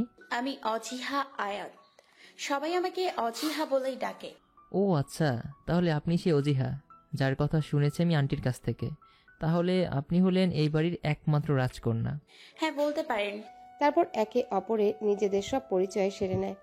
কাব্য আগে অজিহার মায়ের কাছ থেকে শুনেছিল অজিহার ব্যাপারে সবটা, কিন্তু অজিহাকে দেখে কাব্য বেমালুম ভুলে যায় যে অজিহা বিবাহিত। কাব্য আর কিছু না ভেবে অজিহাকে প্রপোজ কিভাবে করবে সেটা মনে মনে গুছিয়ে নিয়ে বলে, আচ্ছা, একটা কথা জিজ্ঞাসা করব। হ্যাঁ, করুন। ভালোবাসার ব্যাপারে আপনার কি মতামত? দেখুন, এই মুহূর্তে তো আমি এই ধরনের প্রশ্নের উত্তর দেওয়ার মুডে নেই। তাও বলি, ভালোবাসার ব্যাপারে এখন আর আমার আর কোনো মতামত নেই। এটা আমার জন্য আর কোনো বিষয়বস্তু নয়। কেন, আপনার ভালোবাসা কি হারিয়ে গেছে আর সেজন্য এমন কথা? ভালোবাসা হারায় কিনা জানি না, তবে ভালোবাসার কারণটা হারিয়ে গেলে ভালোবাসা আপনা থেকেই নিজেকে ঘরবন্দি করে নেয় আর নিজেকে লুকিয়ে নেয়, ছুতে না পারার এবং দেখতে না পারার মতো অন্ধকার কালো গহ্বরে। এত গভীর ভাবনা, নিশ্চয়ই কিছু হয়েছে আপনার জীবনে। আচ্ছা, ভেতরে আর নাই বা গেলাম, তবে একটা কথা বলুন তো, কেউ কাউকে ভালোবাসলে কি করা উচিত? যত দ্রুত সম্ভব তাকে নিজের ভালোবাসা বেড়াজালে জড়িয়ে নেওয়া উচিত, নয়তো অন্য কেউ এসে তাকে নিয়ে যাবে আপনার সাধ্য সীমার বাইরে। আচ্ছা, ধন্যবাদ প্রথম পরিচয়ে এত সুন্দর করে আমাকে সময় দেওয়ার জন্য। আশা করি আবার দেখা হবে। ভালো থাকবেন। বলেই কাব্য ছাদ থেকে চলে আসে ঠিকই, কিন্তু আস্তে আস্তে সে নিজের প্ল্যান সাজিয়ে নেয় কি করে তার মনের কথা অজিহাকে বলবে। সপ্তাহখানেক পরে কাব্যর একমাত্র ছোট বোন কণিকা তাবাসসুমের বিয়ে ঠিক হয়। খুব বড়সড় এবং তোড়জোড় করে কণিকার বিয়ের ব্যবস্থা করা হয়। আগামী 3 দিন পর গায়ে হলুদ এবং পরদিন বিয়ে। কাব্য নিজে গিয়ে বোনের বিয়ের কার্ড ছাপিয়ে নিয়ে আসে। সে কার্ড বিতরণের দায়িত্বও নিজে নেয়। প্রথম কার্ডটা এসে অজিহাদের বাসায় নিয়ে আসে। কলিং বেল বাজাতে অজিহা গিয়ে দরজা খুলে দেয়। কাব্য আশাই করেনি এখন অজিহাকে দেখতে পাবে। সে অবশ্য কার্ড দেওয়ার বাহানায় অজিহাকেই দেখতে এসেছে। কাব্য হেসে বলে, আন্টি বাড়িতে আছে? জি আছে, আসুন, ভেতরে আসুন। কাব্য ভিতরে গিয়ে অজিহার মাকে আন্টি বলে ডাকতে থাকে। অজিহার মা বাইরে বেরিয়ে আসে। কাব্য কার্ডটা হাতে ধরিয়ে দিয়ে বলে তারা যেন অবশ্যই যায়, আর অজিহার দিকে তাকিয়ে বলে আপনিও আসবেন কিন্তু। বলেই কাব্য বেরিয়ে আসে। অজিহার মা অজিহার দিকে তাকিয়ে বলে, আমরা যাব না, আর তোমাকেও যেতে হবে না। কি যে বলো না মা, আমাকে তো যেতেই হবে। কিন্তু মা, তুমি সবটা চোখের সামনে দেখে আবারও কষ্ট পাবে, আর এটা আমি হতে দেব না। তোমাকে তো আগেই বলেছিলাম আমি নিজেকে বদলে নিব, নিজেকে সব পরিবেশ পরিস্থিতিতে মানিয়ে নিব। দেখো মা, আমি যদি এই বিয়েটায় না যাই তাহলে তো আমি এগোতেই পারবো না। এমন অনেক কিছুই আমার সামনে আসবে যা আমার অতীতকে আঘাত করবে। তাই বলে আমি যদি এড়িয়ে গিয়ে ঘরে বসে থাকি তাহলে তো সমস্যার সমাধান হবে না। আমি চাই সবটার মোকাবেলা করে নিজেকে পুড়িয়ে খাঁটি কয়লা বানাতে, কারণ কয়লার খনিতেই হীরা পাওয়া যায় মা, আর আমি সেই হীরা হতে চাই। তাই আমরা এই বিয়েতে যাব মা। অজিহার মামের কথা শুনে এক নজরে তাকিয়ে থাকে। তার এতটুকু মেয়েটা কেমন বড় হয়ে গেছে, কতটা বুঝদারের মতো কথা বলছে। তবে দুঃখের বিষয় এটা সে স্বাভাবিকভাবে পেয়ে বলছে না। তার ভিতরে তীব্র চাপা কষ্ট তাকে দিয়ে বলাচ্ছে। দেখা যাক কি আছে সামনে। দেখতে দেখতে কণিকার গায়ে হলুদের দিন চলে আসে। সবাই কিন্তু করছিল, কিন্তু অজিহা সবাইকে বুঝিয়ে শুনিয়ে কণিকার গায়ে হলুদে যায়। সবাই স্বাভাবিকভাবে উপস্থিত হয় গায়ে হলুদে। কাব্য হলুদ পাঞ্জাবির উপর হলুদ মুজিব কোট পরেছে, সাদা পাজামা এবং পায়ে কালো লোফার। অজিহারা চলে আসে সঠিক সময়। অজিহা কাব্যদের বাড়িতে আসতে কাব্যের দিকে তাকিয়ে এক নজর দেখে আবারও চোখ নামিয়ে নেয়। কাব্য তো অজিহাকে দেখে আর চোখ সরাতেই পারে না। পরনে হলুদ গাউন, মুখে একদমই হালকা করে মেকআপ, চুলগুলো স্টাইল করে খোপা করা। ব্যাস, এতেই যেন অজিহাকে আকাশের তারার মতো সুন্দর লাগছে। শুরু হয় গায়ে হলুদের অনুষ্ঠান। অজিহার পরিবারের সাথে কণিকার আলাপ থাকলেও অজিহার সাথে ছিল না, তাই অজিহা গিয়ে কণিকার সাথে আলাপ করে নেয়। তারপর শুরু হয় গায়ে হলুদ। সবকিছু দেখে অজিহা নিজেকে যতই শক্ত রাখার চেষ্টা করুক, কিন্তু স্মৃতিরা যে বড়ই বেসামাল। অজিহা তাই নিজেকে আড়াল করে একটু দূরে গিয়ে বসে। কাব্যের নজর অজিহার দিকেই ছিল। অজিহা কখন কি করছিল কাব্য তার ঠিকই দেখেছে। অজিহা একটু দূরে গিয়ে বসেছে দেখে কাব্য তার কাছে যায়, গিয়ে একটু কেশে বলে, সবাই তো ওখানে আনন্দ করতেছে, আর আপনি এখানে একা একা কেন? আসলে এমনিতেই এলাম। আচ্ছা, একটা কথা আপনাকে বলতে চাই। জানি না এটা উপযুক্ত সময় কিনা, তবুও বলতে ইচ্ছে করছে। অজিহা, আমি আপনাকে ভালোবাসি। অজিহা, আমি আপনাকে ভালোবাসি। কাব্যের মুখ থেকে কথাটা শোনা মাত্রই অজিহা যেন 440 ভোল্টের ঝটকা খেল। সে কাব্যের দিকে শান্ত দৃষ্টি রেখে বলে, আপনার মাথা ঠিক আছে? আপনি কি বলছেন জানেন? আর যেটা বলছেন আদৌ কি ভেবে বলছেন? কেন, এতে ভাবার কি আছে? আপনি তো বলেছিলেন মনের কথা যত দ্রুত সম্ভব বলে দিতে হয়, তাই তো আর দেরি করিনি। হ্যাঁ, আমি এই কথা বলেছিলাম ঠিকই, কিন্তু আমি তো আর জানতাম না যে আপনি আমাকেই বলবেন কথাটা। জানলে জীবনেও বলতাম না। কেন, আমি কি দেখতে খুবই বাজে? আমি তো সে কথা বলিনি, কারণটা অন্য। কি কারণ বলুন প্লিজ। আমাদের বাড়িতে আপনার আনাগোনা দেখে তো মনে হয়েছিল আপনি সবটা জানেন, কিন্তু এখন তো দেখছি আপনি কিছুই জানেন না। মানে হলো এটা, আপনি জানেন না আমি বিবাহিত। অজিহার মুখ থেকে বিবাহিত কথাটা শোনা মাত্র কাব্যের পায়ের তলা থেকে যেন মাটি সরে যায়। এ কত বড় ভুল সে করে ফেলেছে। সে তো জানতো অজিহা বিবাহিত, তাহলে এত বড় ভুল সে করলো কিভাবে? কাব্যের মুখটা চুপসে গেছে দেখে অজিহা এবার সান্ত্বনা দিয়ে বলে, যা হবার তা হয়ে গেছে, এসব ভুলে যান। কাব্য এবার মাথা তুলে বলে, আমি জানতাম সবটাই, তবে প্রথমবার যখন আপনাকে দেখেছিলাম তখন মস্তিষ্ক পুরোটাই ফাঁকা হয়ে গেছিল। তাই আপনি যে বিবাহিত কথাটা আমার মাথাতে আসেনি। তাছাড়া এই কটা দিনে এতবার এই বাড়িতে এসেছি, অথচ তাও মনেই পড়েনি একটিবারের জন্য যে আপনি বিবাহিত। কিন্তু দেখুন কখন মনে পড়লো, যখন আপনার সামনে মনের কথাগুলো ব্যক্ত করে দিয়েছি তখন জানলাম আপনি আমার সাধ্যের বাহিরের কেউ। আসলে সত্যি বলতে, কাউকে একবার ভালোবেসে ফেললে তাকে ভোলাটা খুবই কষ্টের, কিন্তু আমি সেই কষ্ট পেতে চাই না, কারণ আমি যে আপনাকে ভুলতেই চাই না। তবে চিন্তা করবেন না, আমি আর কখনোই আপনার সামনে আসবো না বা আপনাকে বিরক্ত করব না। দূর থেকে না হয় সারা জীবন আপনাকে ভালোবেসে যাব। কাব্য অজিহাকে আর কিছু বলার সুযোগ না দিয়ে সেখান থেকে চলে যায়। অজিহা কিছু বলতে গিয়েও আটকে যায়। সারা অনুষ্ঠানে কাব্য থেকেছে এবং সব দায়িত্বই পালন করেছে ঠিকই, কিন্তু মন থেকে বেরোনো হাসিটা মিসিং ছিল। সে হেসেছে, তবে জোরপূর্বক হাসি, আর এটা কেউ লক্ষ্য না করলেও অজিহা ঠিকই লক্ষ্য করেছে। ও অনেকবার কাব্যকে কিছু বলার চেষ্টা করেছে, কিন্তু কাব্য আর অজিহার সামনে যায়নি। অনুষ্ঠান শেষে সবাই ফিরে আসে বাড়িতে। অজিহা সোজা নিজের রুমে গিয়ে চেঞ্জ করে শুয়ে পড়ে ঠিকই, কিন্তু পুরো রাত পার হয়ে গেলেও তার চোখে ঘুম ধরা দেয় না। সেদিনের পর থেকে কাব্য কেমন একটা হয়ে যায়। সে হাসি খুশি প্রাণ উৎফুল্ল ছেলেটা যেন কোথায় হারিয়ে গেছে। এখন আর রুম থেকে বের হয় না, সারাক্ষণ নিজেকে রুমে বন্দি করে রাখে। বোনের বিয়ের দিনও সে নিজেকে ঘরবন্দি করে রেখেছিল। সবাই ভেবেছিল হয়তো বোন চলে যাবে, সেই কষ্ট দূরে আছে। কিন্তু অজিহা জানে কাব্য তার সামনে আসবে না, বিদায় ঘরে আছে। বোনের বিদায়ের সময় কাব্যকে জোর করে বাইরে নিয়ে আসা হলে কাব্য বের হয়।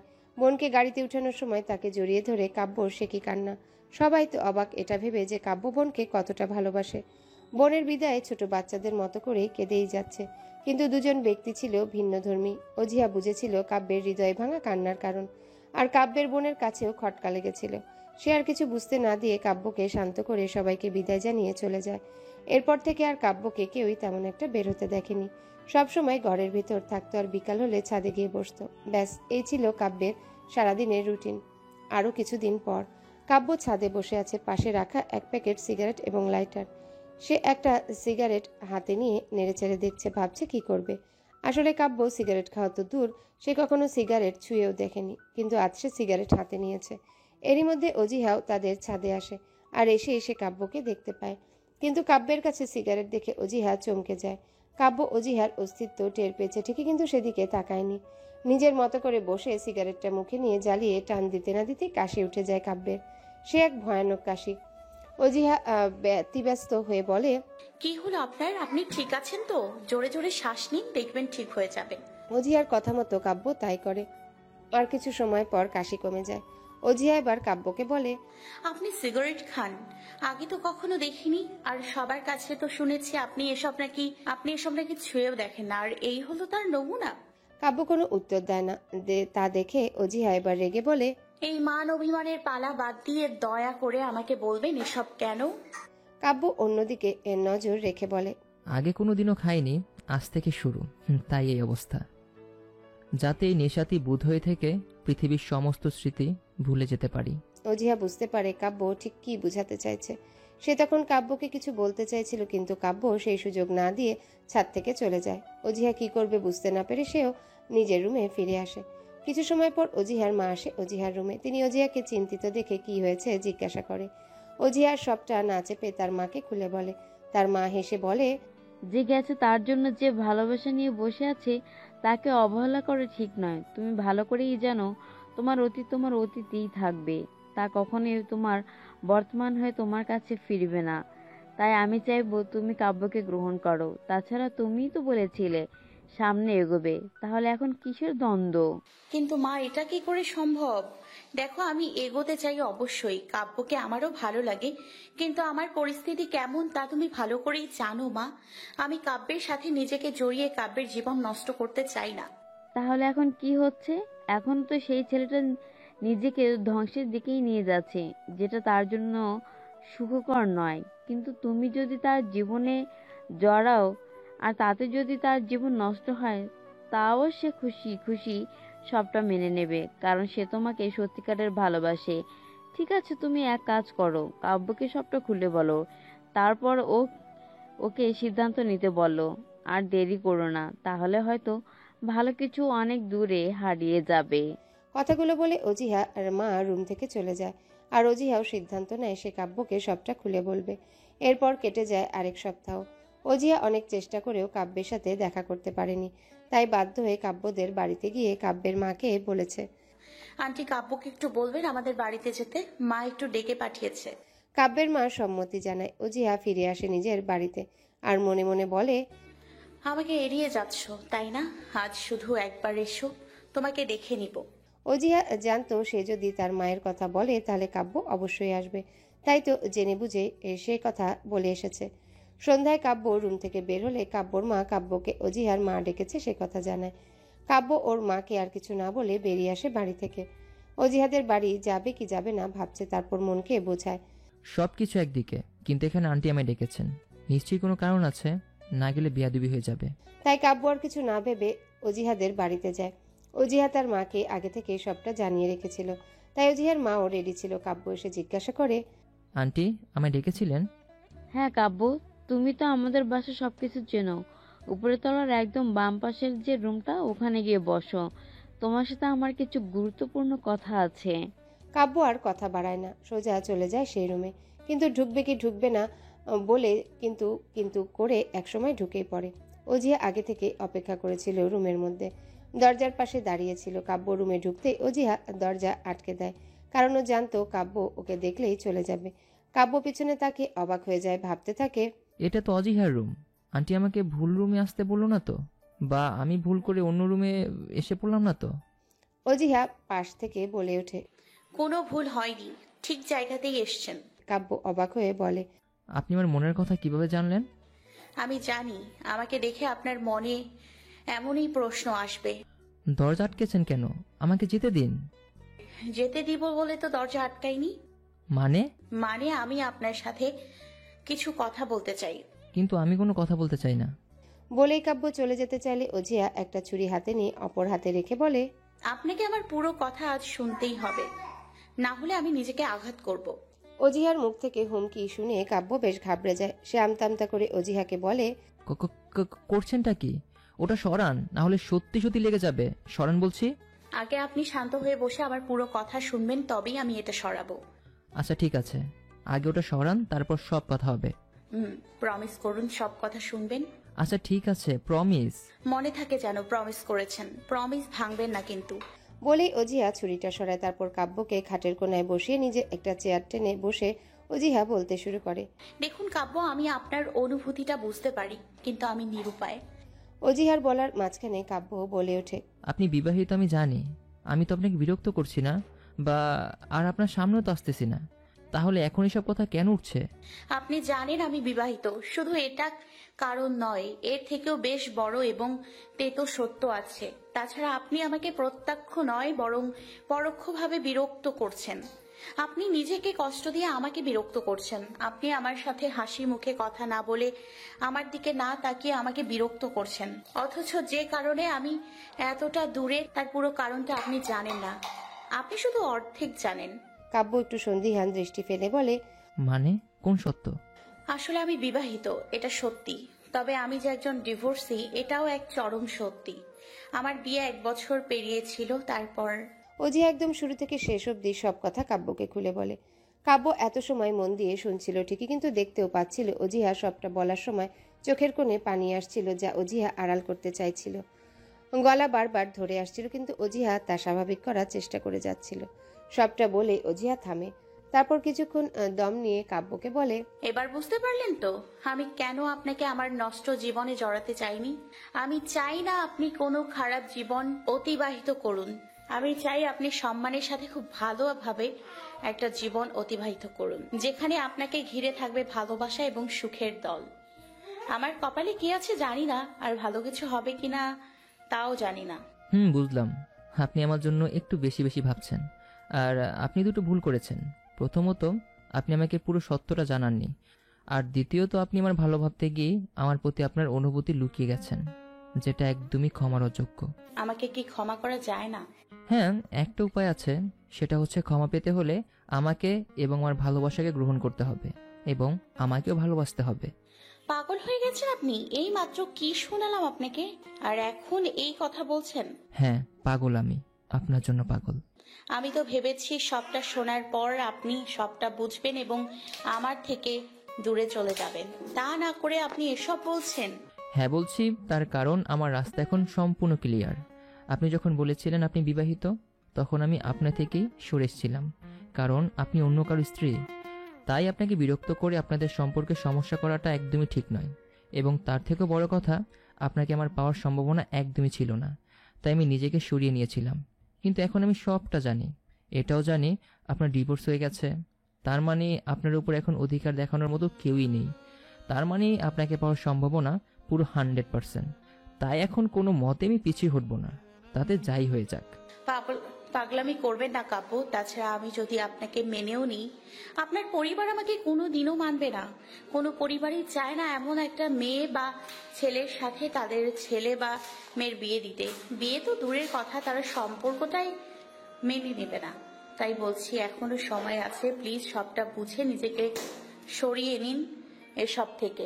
কাব্য অজিহার হাতে হাত রেখে বলে, আপনি শুধু এটা বলুন, আপনি কি আমাকে ভালোবাসেন, বা আমার জন্য একটু হলো আপনার মনে অনুভূতি জন্মেছে? অজিহা অন্যদিকে মুখ ঘুরিয়ে নিয়ে বলে, জানি না। কাব্য হেসে হাতটা সরিয়ে নিয়ে বলে, ধন্যবাদ অজিহা, আমার উত্তর আমি পেয়ে গেছি। শুধু আপনি তৈরি থাকবেন, বাকি পরিবার কেন, পুরো দুনিয়াকে আমি রাজি করিয়ে ফেলবো। বলেই কাব্য অজিহাকে আর কিছু বলতে না দিয়ে রুম থেকে চলে যায়। অজিহা কি বলবে ভেবে না পেয়ে ঠায় বসে থাকে। কাব্য যাওয়ার সময় অজিহার মাকে হাসি মুখে বলে, আন্টি আসছি। আচ্ছা বাবা, এবার এসো। অজিহার মা কাব্যর হাসি হাসি মুখটা দেখে বুঝে ফেলে পানি কত দূর গড়িয়েছে। তিনি অজিহার কাছে সবটা শোনার জন্য রুমে গিয়ে দেখে অজিহা ঠায় বসে আছে। অজিহার মা অজিহার কাঁধে হাত রেখে জিজ্ঞাসা করে কি হয়েছে। অজিহা তার মায়ের দিকে তাকিয়ে বলে, মা, তোমার কথা শুনে ওকে সবটা বলে হিতে বিপরীত হয়ে গেল তো। ও দূরে যাওয়া তো দূরের কথা, ও এখন আরো কাছে আসতে চাইছে। তারপর সবটা খুলে বলে। সবটা শুনে অজিহার মা হেসে বলে, আমি আগেই বলেছিলাম ওর ভালোবাসা পবিত্র এবং খাঁটি। তুমি একটা জিনিস ভাবো, যদিও সত্যি সত্যি তোমাকে ভালো না বাসতো, তাহলে তোমার ডিভোর্সের কথা শুনে কিন্তু ও পিছিয়ে যেত।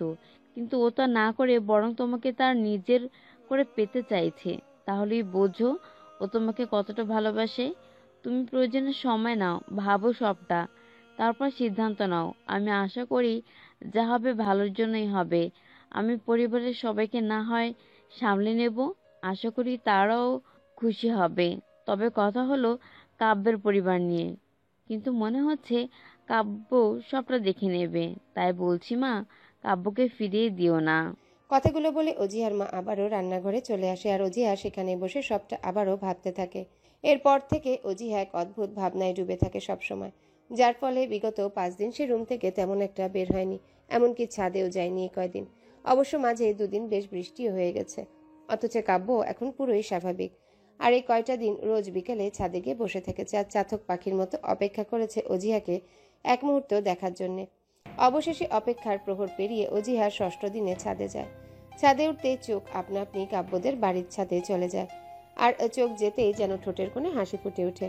তবে কাব্য তার দিকে তাকায়নি, কি যেন আনমনে লিখে চলেছে। অজিহা ভেবে নিয়েছে কাব্য হয়তো বুঝতে পারেনি যে সে এসেছে ছাদে, অথচ কাব্য ঠিকই টের পেয়েছে অজিহা ছাদে এসেছে। প্রিয়তমার গায়ের ঘ্রাণটা যে ইতিমধ্যে তার পরিচিত হয়ে গেছে, তাই বাতাসে অজিহার ঘ্রাণই বলে দিয়েছে সে এসেছে। কাব্য লেখা শেষ করে অজিহার দিকে না তাকিয়ে হাতে থাকা পৃষ্ঠায় চোখ রেখে বলতে শুরু করে। তুমি ছিলে না বলে আকাশের বড্ড অসুখ করেছে। তোমার অনুপস্থিতিতে সে কেঁদে কেঁদে ঝরিয়েছে হাজারো বৃষ্টির ফোঁটা। আকাশে এতদিন রংধনু ওঠেনি, তারা তার বুকে উজ্জ্বল হয়ে জ্বলেনি। মন খারাপের মেঘ ঘিরেছিল পুরো আকাশ জুড়ে। তুমি ছিলে না বলে ফুলেরা হাসতে ভুলে গিয়েছিল, বাতাসের দোলায় নাচতে ভুলে গিয়েছিল নিজেদের রাঙিয়ে রাখতে, বাতাসের মধুর সুবাস ছড়াতে। তারা নিজেদের পুষ্পটিত করেনি। তুমি ছিলে না বলে শীতের সকালে গধূলি সন্ধ্যায় বাতাসের কুয়াশারা খেলা করেনি, শিশির বিন্দু নিজের গায়ে মাখিনি, চলার পথের ঘাসগুলোকে ভিজিয়ে রাখিনি। তুমি ছিলে না বলে জোনাকিরা লুকোচুরি খেলেনি, ঝিঝিরা গান গায়নি, চারটাও স্নিগ্ধ জ্যোৎস্না দেয়নি, অভিমান করে লুকিয়েছিল সুপ্রশস্ত আকাশের অতল কালো গহ্বরে। তুমি ছিলে না বলে নদীতে ঢেউ খেলা করেনি, সুরে সুরে সুদূর দূরে বয়ে যায়নি। স্রোতস্বিনীর নাম দেয়া নদীটাও ছিল রাতের মতোই শান্ত। এখন তুমি এসেছ, এবার সবাই হয়ে উঠবে আগের মতোই জীবন্ত। কবিতাটি সুন্দর করে আবৃত্তি করে কাব্য অজিহার দিকে তাকায়। অজিহা এতক্ষণ মুগ্ধ হয়ে কাব্যর আবৃত্তি শুনছিল। আবৃত্তি শেষে অজিহা জিজ্ঞাসা করে, এটা আপনি লিখেছেন? জি ম্যাম, এই মাত্রই লিখলাম, তাও আপনার জন্য। আমার জন্য? জি, তা কেমন হলো বলুন তো? আপনি তো দেখছি বেশ ভালো কবিতা লেখেন, আর কবিতাটা একদম এই কয়দিনের ঘটনার সাথে মিল রেখে লেখা দেখছি। কিভাবে পারেন এত সুন্দর করে সাজিয়ে লিখতে? মনে ভালোবাসা থাকলে সবই সম্ভব ম্যাম। তারপর কি ভাবলেন? আমি উত্তরটা কিন্তু হ্যাঁ ধরিয়ে নিব তো? আবারও সেই একই কথা। আপনি কেন বুঝছেন না বিষয়টা? ব্যাস, অনেক হয়েছে। যে জীবনে ভালোবাসা নেই সে জীবন রেখে লাভ কি? বলেই কাব্য তাদের ছাদের রেলিংয়ের উপর দাঁড়িয়ে পড়ে। অজিহা ভয়ার্ত দৃষ্টি নিয়ে বলে, মান কি করতে চাইছেন আপনি? এ জীবন আর রাখবো না আমি, কারণ আপনি তো আর ভালোই বাসলেন না। এমনটা করবেন না প্লিজ, নেমে আসুন প্লিজ, এমন পাগলামি করবেন না। আর কারো কথাও আমি আর শুনবো না। ভালো থাকবেন, খোদা হাফেজ। বলেই কাব্য লাফ দেওয়ার জন্য উদ্যত হয়ে ঝোঁক দিতেই অজিহা চিৎকার দিয়ে বলে ওঠে, এমনটা করবেন না প্লিজ, আমি আপনাকে ভালোবাসি, অনেক ভালোবাসি, প্লিজ এমনটা করবেন না। অজিহার মুখে ভালোবাসি কথা শুনে কাব্য অবাক হয়ে তাকিয়ে থাকে অজিহার দিকে। অজিহার চোখে পানি চলে এসেছে, সে কেঁদে দিয়েই বলে, হ্যাঁ ঠিকই শুনেছেন, আমি আপনাকে ভালোবাসি, অনেক ভালোবাসি। আপনার কিছু হয়ে গেলে আমি যে আবারও হারিয়ে যাব। একজনকে তো হারিয়ে ফেলেছি, কিন্তু আপনাকে আমি হারাতে পারবো না। কাব্য অজিহার কথা শুনে যেন আকাশের চাঁদ পেয়ে যায় হাতে। দৌড়ে নিজেদের বাড়ির ছাদ থেকে নেমে অজিহাদের বাড়িতে গিয়ে অজিহাকে জড়িয়ে ধরে, তারপর বলে, সত্যি বলতে আমি লাফাইতে যাইনি। আমি জানতাম আপনি আমাকে ভালোবাসেন, কিন্তু আপনি স্বীকার করবেন না, তাই আপনার মুখ থেকে শোনার জন্য এমনটা করলাম। আর কখনো এমনটা করবেন না প্লিজ, আর কখনো এমনটা করবেন না প্লিজ। দরকার হয় আমাকে আঘাত করবেন, কিন্তু নিজেকে আঘাত করার কথা ভাববেনও না। আর সবটা তো শুনে নিলেন, এবার কি হবে? পারবেন তো সবাইকে রাজি করতে? আমি আজকেই সবার সাথে কথা বলবো, আর যত তাড়াতাড়ি সম্ভব সবাইকে রাজি করিয়ে আপনাকে আমার করে নিব। তারপর যত কথা সব আপনার কোলে মাথা রেখে শুনবো। যা, পাগল একটা। হ্যাঁ, পাগল, আপনার প্রেমের পাগল। বলেই কাব্য নিজের বাড়ি চলে যায়। আর অজিহা নিজের রুমে। কাব্য রাতে খাবার টেবিলে বসে আছে, খাবার নাড়াচাড়া করেই যাচ্ছে। এটা দেখে কাব্যর বাবা মা একে অপরের দিকে তাকিয়ে কাব্যকে বলে, কাব্য, কিছু বলতে চাইলে বলে ফেলো। কাব্য গড়গড় করে বলে ফেলে, মা বাবা, আমি বিয়ে করব। কথাটা শুনে কাব্যর বাবা মা দুজনেই বিষম খেয়ে যায়। তারপর কাব্যর মা বলে, সেটা না হয় বুঝলাম, কিন্তু মেয়ে তো খুঁজে দেখতে হবে। মেয়ে আমি খুঁজে নিয়েছি মা। খুঁজে নিয়েছো? কিন্তু কে সে? সে হলো আমাদের প্রতিবেশী আঙ্কেলের মেয়ে অজিহা। কাব্য কথাটা সম্পূর্ণ করতে না করতেই তোমার মাথা ঠিক আছে কাব্য? তুমি যা বলছো ভেবে বলছো সে বিবাহিত? আমি জানি বাবা, তবে সে এখন আর বিবাহিত নেই, তার ডিভোর্স হয়ে গেছে। তখনই কাব্যর মা বলে ওঠে, কি বলছো কি তুমি? তাই বলে তুমি একটা ডিভোর্সিকে বিয়ে করবে? মা, কেউ জন্মগত ডিভোর্স হয় না বা নিজে ইচ্ছে করেও হয় না। তাদেরকে ডিভোর্সের তকমা লাগিয়ে দেয় আমাদের মতো পুরুষরাই। সমাজে আমাদের কারণে তারা মুখ দেখাতো বারবার ভাবে, অথচ আমরা গর্ব করে সিনা চওড়া করে সমাজে ঘুরি যেন কিছুই হয়নি। তাছাড়া অজিয়া তার দোষে নয়, বরং অন্য কারো দোষে আজ ডিভোর্সি। তারপর কাব্য তার বাবা মাকে সবটা খুলে বলে। তারপর বলে, এবার বলো মা বাবা, এখানে অজিহার কোনো দোষ আছে কিনা? প্রথমে সে নিজের অমতে গিয়েও মা বাবার পছন্দ মতো বিয়ে করলো। তারপর যখন তাকে নিজের মেনে ভালোবাসতে শুরু করলো, তখন সে মেয়েবাজ ছেলেটা অন্য একটা মেয়েকে ভালোবেসে বিয়ে করলো। তাছাড়া অজিহাকে ঠকিয়ে তাকে বিনা দোষে অপরাধী বানিয়ে তাদের জীবন থেকে সরিয়ে দেওয়া হয়েছে। তাহলে সে মেয়েটা সুখ পেল কোথায় বলতে পারো তোমরা? তার কি একটু সুখী থাকার অধিকার নেই? তোমরাই বলো। কাব্য ওর বাবা মাকে কিছুক্ষণ ভেবে তারপর বলে, ঠিক আছে, তুমি আমাদের একমাত্র ছেলে, তোমার খুশিতেই আমাদের খুশি। তাহলে কাল আমরা যাব তাদের বাড়ি, আর মেয়েটাকে দেখে আসবো। লাভ ইউ মা, লাভ ইউ বাবা। সরি। কাব্যর বাবা মা কিছুক্ষণ ভেবে তারপর বলে কাব্য নিজের মা বাবাকে জড়িয়ে ধরে। তারপর খাবার শেষ করে নিজের রুমে গিয়ে শুয়ে পড়ে। পরদিন সকালে অজিয়া ঘুম থেকে উঠে ফ্রেশ হয়ে বাইরে এসে দেখে বেশ জোরজোল চলছে বাড়িতে। সবাই কেমন একটা ব্যস্ততার মধ্যে আছে। অজিয়া তার মাকে কারণ জিজ্ঞাসা করলে তিনি একগাল হেসে জানান, আজ কাব্যের পরিবর্তন মুখে দেখতে আসছে। অজিয়া যেন নিজের কানকেই বিশ্বাস করতে পারছে না। সে বিস্ময়ে যেন জমে গেছে। অজিহার মা আবারও হেসে অজিহাকে তৈরি হয়ে নিতে বলে। অজিহা নিজের রুমে এসে ভাবতে থাকে এসব কি করে সম্ভব হলো। এরপর নিজে তৈরি হয়ে বসে থাকে। কিছুক্ষণ পরে অজিহা নিচে বেশ কথাবার্তার আওয়াজ পায়। অজিহা বুঝতে পারে কাব্যরা এসে গেছে। কিছুক্ষণ পর অজিহার মা এসে অজিহাকে নিচে নিয়ে যায়। অজিহা সবার উদ্দেশ্যে সালাম দিয়ে তাদের সামনে বসে। অজিহা আজ লাল রঙের সালোয়ার কামিজ পরেছে। ফর্সা গরনে শরীরের উপর যেন লাল রং ফুটে উঠেছে। কাব্যর বাবা একটু দম নিয়ে বলে, দেখো মা, তোমার সম্পর্কে আগে অনেক কথা শুনেছি, তবে চিন্তা করো না, আমি শুনেছি, আজ তোমায় দেখলামও। তোমার সম্পর্কে বলতে গেলে বলবো, তুমি আসলে আমার ছেলের জন্য পারফেক্ট একজন। তবে আমি তোমার অতীত সম্পর্কে সবটা জেনেছি। প্রথমে যখন কাব্যর কাছে প্রস্তাব দিয়েছিল, তখন সত্যি বলতে আমরা কেউই মেনে নিনি। পরে কাব্য আমাদের বোঝালো তোমার পরিস্থিতি। তাছাড়া এখানে তোমার কোনো খুমতি বা দোষ ছিল না। আর তুমি তো এমন একজন মানুষ যে কিনা দিনের পর দিন তার সেবা করছো, যে কিনা তোমারই সংসার ভাঙতে গিয়ে নিজে আঘাত পেয়েছে।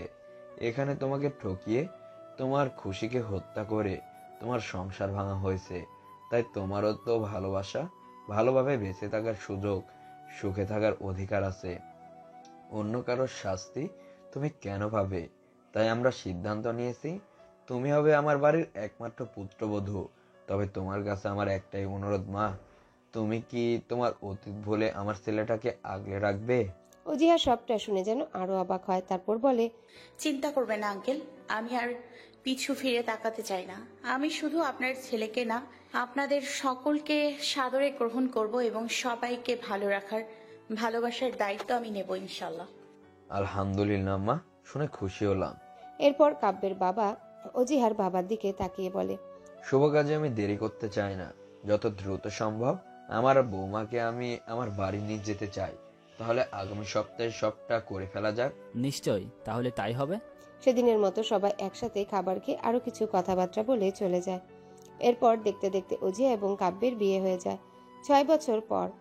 এক শীতের বিকালে অজিহারা বেরিয়েছে ঘুরতে। ওদের আবার এখন চারিপাশ জুড়েই সর্বদা সিকিউরিটি গার্ড থাকে, কারণ এখন অজিহার আগের অজিহা নেই।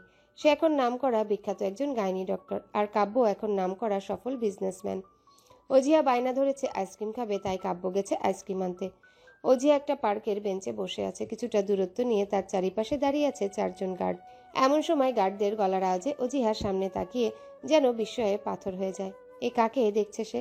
গার্ডরা সেই ব্যক্তিকে আসতে দিতে চাইছে না, সে আসার জন্য জোর করছে।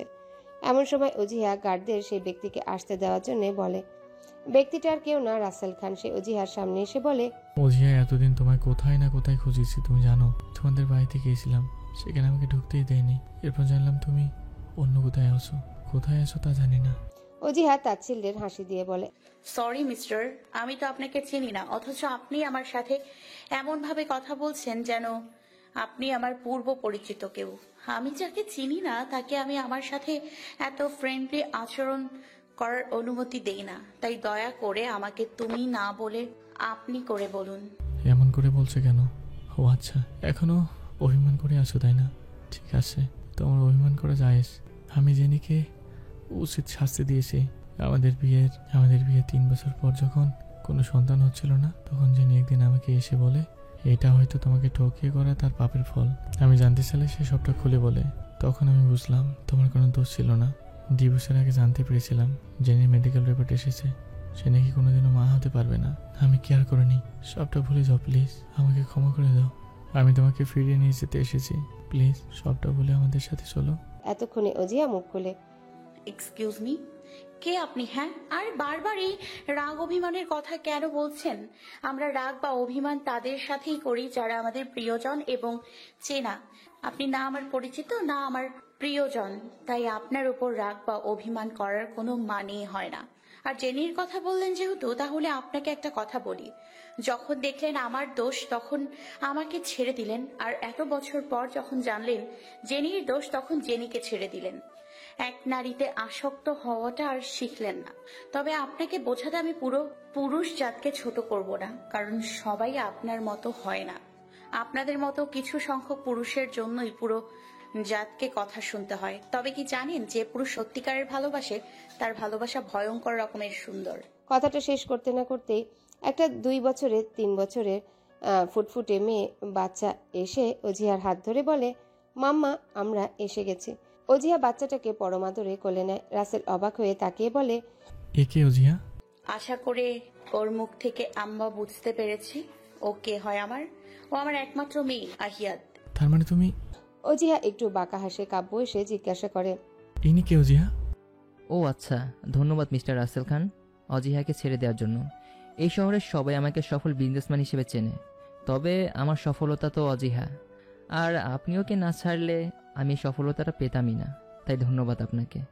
রাসেল যেন পাথর হয়ে যায়, কি বলবে ভেবে পায় না। তারপর দম নিয়ে বলে, তাহলে আপনারাই সেই সফল দাম্পত্য, স্ত্রী নাম করা গাইনোকোলজিস্ট এবং স্বামী নাম করা সফল বিজনেসম্যান।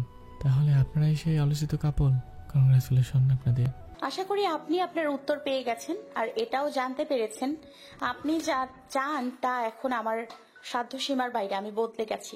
ভালো থাকবেন। বলেই কাব্য এবং অজিহা জায়গা ত্যাগ করে গাড়িতে উঠে চলে যায়। আর রাসেল দাঁড়িয়ে অজিহাকে চোখের দৃষ্টি সীমানার বাইরে চলে যেতে দেখে বলে, আসলে তুমি বদলে গেছো। আসলে তুমি এখন আমার সাধ্য সময়ের বাইরে। আসলে তুমি এখন আকাশের চাঁদের সমান, যা দেখা যাবে কিন্তু ধরা বা ছোঁয়া যাবে না। কথাগুলো বলে রাসেল এক দৃষ্টিতে তাকিয়ে থাকে। একটা সময় ঝাপসা হয়ে আসে রাসেলের চোখ, আর সন্ধ্যার কুয়াশায় হারিয়ে যায় অজিহাদের গাড়িটা।